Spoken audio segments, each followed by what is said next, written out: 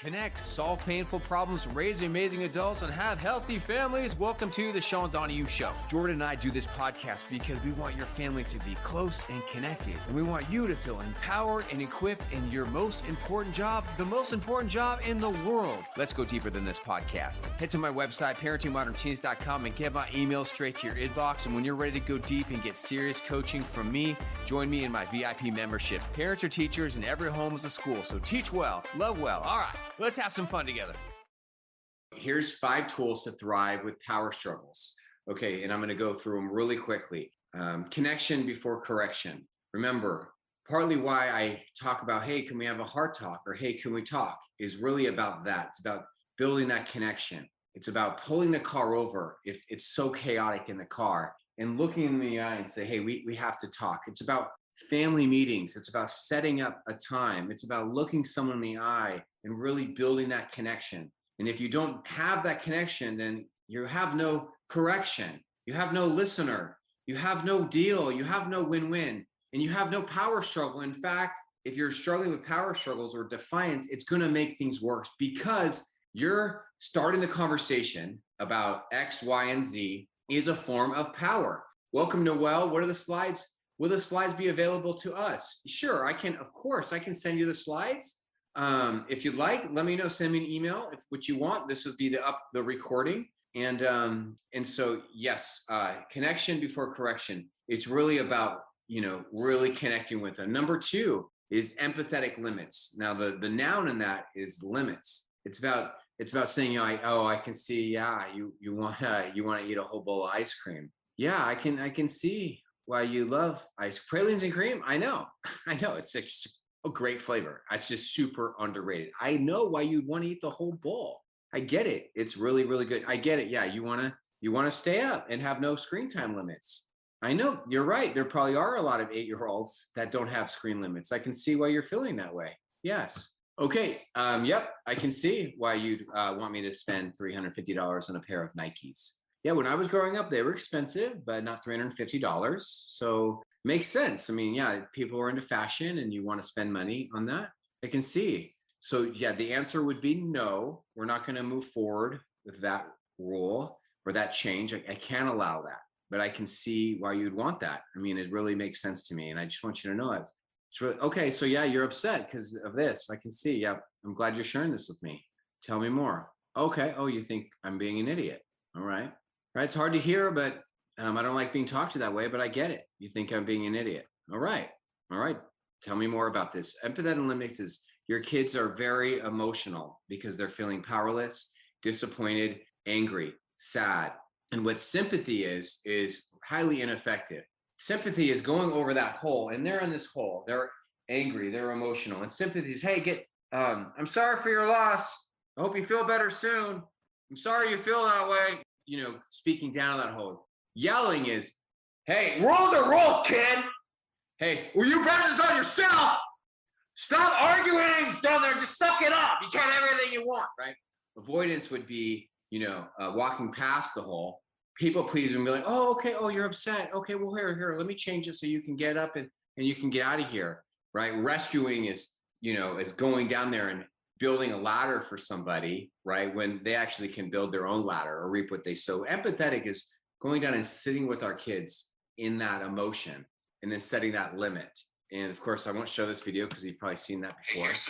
And we do role play. Now, this is really what I wanted to get to. I've never taught on this before. I've never written them down, but you've heard me say them in the Parents Club. So the third tool to defuse power struggles are to say these things like magic wand statements. Now, I came up with this term magic wand because I use these with my own kids and I freak out sometimes. I freak out. I'm like, holy crap, that worked. It's like, what the heck? It's like a magic wand. Magic wand statements, what they do is they really acknowledge someone's power. It's a diffusing response. It reminds them of their own personal responsibility, whether they're 3 years old or 33 years old. But it helps them to feel powerful. It builds teamwork. It builds negotiation skills. And it creates harmony. So here's some of them. Like I said, they're going through this super fast because I want to talk about pantsing, boys pulling each other's pants down. As you want statements. Hey, you're in control. You should do what you think's best. Hey, I don't want you to feel controlled. Yeah, let me change my vibe so we can come about this differently. Oh, are you feeling control? Okay, well now I understand why this is happening. Okay. Hey, you're in charge. You're in charge. You should do what you think's best. So the thing about these statements is they're actually all factually true. They're true. Your 3-year-old or 5-year-old can hit you if they want. So if you say, I'm the parent, you have to listen to me, or no, you can't do that, stop, it's not true. They actually can do those things. And the fact that you saying that actually means you've actually created a power struggle, and now they even might do them to show you they're powerful. Why does the lion act out and do horrible, mean things? Well, this other lion doesn't. Well, because one lion's trying to show the world how powerful they are, while the other lion feels like, I don't need to prove my power. I don't need to show off. I know how powerful I am. So when you tell the lion they're powerful, then they don't feel the need to show you they're powerful. When you tell the bird and you open up the cage, you're free to go and fly around. I love you and I'd prefer you stay in the cage because there's lions out there. Ooh, intertwined metaphors. But you're in charge. You should do what you think's best, right? Then the bird is going to be more willing to stay inside this freaking cage. Hey, that request won't work for me, but empathetic limits, but I can see why you feel that way. Let's figure out a win-win here. No, you can't do that, but how can I help? What can I do to help us get through this? Hey, I trust you to make a good decision. All right, feel free to stop or use the group chat anytime you have a question. Now, hey, let's not let this come between us. Let's keep working at it. Hey, I don't want Snapchat to come between us. Yeah, I'm not ready to give it to you or change your screen limits, but I can see it's really important to you and you're going to get it one day. And I don't want this to come between us. Hey, boundary time. I'm really not ready to talk about this anymore. It's funny. I'm staring at a deer right now, like literally 10 feet away. And it's like I'm talking to the deer. It's funny. I wish I could show you, but I'm teaching a class right now. I'm not really to talk about this anymore, but you're also such a Bambi here. It's like a baby deer too. It's super cute. Hey, I'm really not ready to talk about this anymore. See what I have to say. But you're really important to me. So I want to continue to work on this. So you maybe heard this story, how I use this constantly with my kids. I was laying in bed with my 5-year-old and I wanted to put some wart Band-Aid on her little warts on her feet because I'm a freaking parent. I don't like warts. I had warts when I was a kid and she's being 5. So she's trying to take the wart stuff off. And I'm like, come on, I'm freaking exhausted. I'm like, stop, Kenzie, just leave it on. She looks at me and she starts peeling it off. Why? Because she's a little lion and she wants to feel powerful. So I use my magic wand techniques. I said, look, Kenzie, you're right. You're in charge. I can't stop you from taking it off. You can do that if you want. I wouldn't do that, but I want you to know you're in control. Huh? She says, right. If you do take it off, then the warts might get worse and spread, but I want you to know it'll hurt my feelings if you take it off, but you should do what you think you want to do. So she's staring at me. Do you think my daughter took her wart Band-Aids off? No, she did not. She left them on because she felt powerful. She felt heard. There was a connection there. And she trusted me in that connection, right? So action step number 4 is something you heard me talk all the time. Let's make a deal. Let's create a win-win. So currently I've got a handful of clients that their sons want to play football because all the modern research about brain and brain stuff and damage the parents don't want to. This is creating a power struggle. So, hey, this is actual conversation from my life about 3 days ago. You got this amazingly tall, athletic senior and junior in high school wants to play senior football for the first time. The parents don't want him to play football. And they've just been going at this in so many issues. And so I didn't know if I was stepping over boundaries or saying, hey, let's see if we can create a win-win here. I'm not talking for the you or you side, but how does this sound? Young man, you're getting old. I didn't say young man. I guess that's where I'm at now, guys. I freaking think young man. Like, do you ever think that? Young man?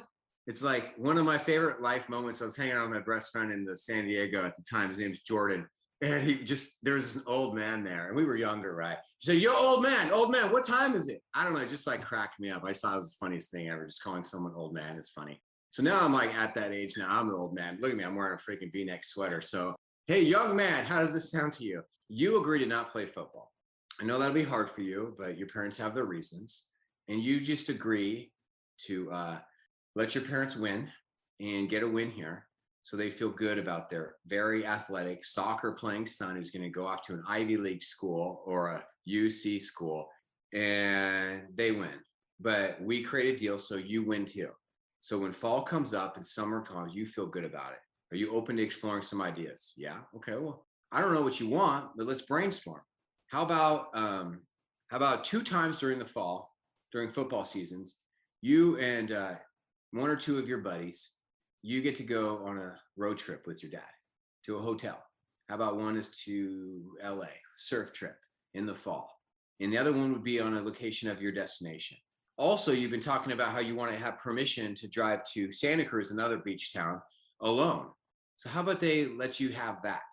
And so you get a few things you want and you feel good, but you submit to their authority and their belief about anti-football.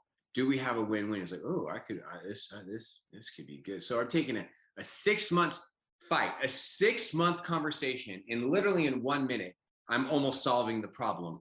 Why? Because I'm super smart? No, definitely not. Because I'm just being creative. Let's get a win-win here. Let's work together, right? There's always a way. Robin gave us a good example. In fact, if it's okay with you, I don't say your name. Actually, I use that win-win with getting your son to go to his religious school youth group as an example. Is that cool, Robin? Is it still going well with you? Okay, Robin's giving me a thumbs up. All right, that's cool. So great. It's a win-win, right? The parents get something that's valuable to them. Their son's involved in a spiritual program that was meaningful to them. Maybe when they were a kid, it's a moral system. It's a spiritual belief. It's a value. And the kid gets what he wants.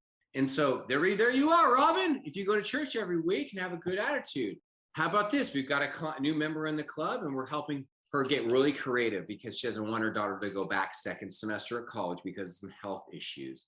Say, okay, well, your daughter doesn't want to come home because she wants to live at college. You live in a town where there's only old white people that live there. It's boring. I don't want to live in that town.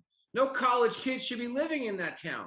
So what can you do to make it more enticing, to create a win-win? So she really feels like, okay, I can see myself living now in this town. Let's get creative. Sleepovers, we talked about that. These are a gazillion things like, hey, you don't want sleepovers? I want sleepovers. Well, let's work out a deal here so we both get something we want and develop a plan. And last point for today is shared problem solving. Now, some of the more complicated family situations have to do with, like, for example, our new member named Lisa. I don't know if she's here with us today. She's got a very, very challenging situation. It's not about church youth group and an e-bike. It's about severe, like, mental health and medical health issues, of food issues, and you have to eat, you have to listen to your doctors. And so, yeah, all these same things apply, whether they're little issues like bedtime or hygiene. Shared problem solving is genius. It totally diffuses power struggles. Hey, so instead of, hey, you have to listen to my you have to listen. Like you have to listen to your doctors. Why? You can't do this because your doctor says this. I'm just telling you, this is what I'm supposed to be doing, right? Or, hey, go brush your teeth. Hey, turn your phone off, right? Instead of all that, it's like, hey, like, we have a problem here. What do you mean? Well, because I don't want to nag you about your phone. Yeah, I don't either, right? So what are we going to do about it? Because I don't want the phone to come in between us. I love you too much. How can we work together? Well, you just give me my phone, unlimited. That's not going to work for me. What could we do? And if you have a really bad power struggle, then, here's a genius hack. Don't come up with a possible solution. Just be patient and let them come to it. Then they'll feel like they're like in charge here.